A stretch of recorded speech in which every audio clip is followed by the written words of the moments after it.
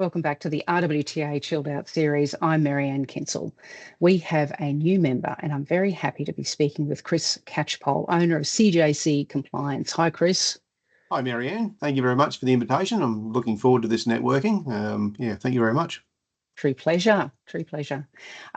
Specialising in chain of responsibility, the RWTA have you as part of a road trip next year to discuss this topic in each state. Give me an idea what you see will be the things that companies need to look out for in the year ahead. Thank you, Marianne. It's quite simple. Well, for me, it's quite simple. Hopefully, I don't lose people along the way. But basically, people need to identify, or companies need to identify who they are in the transport chain. In the supply chain. So when we look at businesses, the legislation determines who you are by the activities you're undertaking. So the key thing is for companies to identify what obligations they have for chain responsibility, and a lot of times they don't realise they have obligations for COR.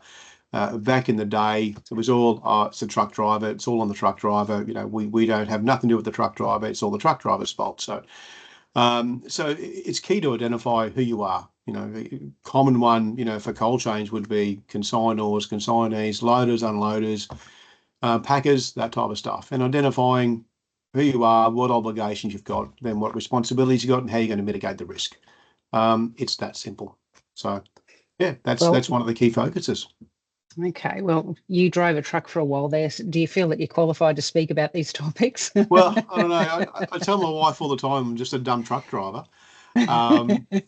But I think I'm qualified because I don't know about qualified, but I'm really passionate about what I do. Again, back in the day when I was a truck driver, back in my younger day when I was a young fella, COR wasn't a thing. So if any risks I took to get the job done to keep my job, it was on myself. So if I killed somebody, if I broke the law, it was me that was paid the penalty. So COR was introduced to identify the other parties in the supply chain to put pressure on the driver to get the job done and potentially have a risk. And I guess that leads into the next bit. The most common thing I see wrong that businesses do today, they misconstrue what COR is. And one of the most common things I see is they'll consider everything heavy vehicle law related a COR breach. So, for example, it's a speeding breach, that's a COR breach. It's a fatigue breach, that's a COR breach. And that's not the right way to look at it. It's a bit simpler than that. So think of COR as another element of the law. The elements being speed, fatigue, mass dimension, low restraint vehicle standards. Chain responsibility is exactly the same as that. So, for example, speeding, why did the driver speed? Did they choose to speed? Did they choose to roll off a hill? Or were they under a tight time constraint and threat of losing the job, from a scheduler, for example? That's chain responsibility. Just when they chose to speed, that's just on the driver, right? That's a HVNL breach. So I'm sort of qualified, but I'm sure there's a lot of people out there with a lot more knowledge than myself. But I love what I do, and hopefully I can bring some value to this group as well. So, yeah.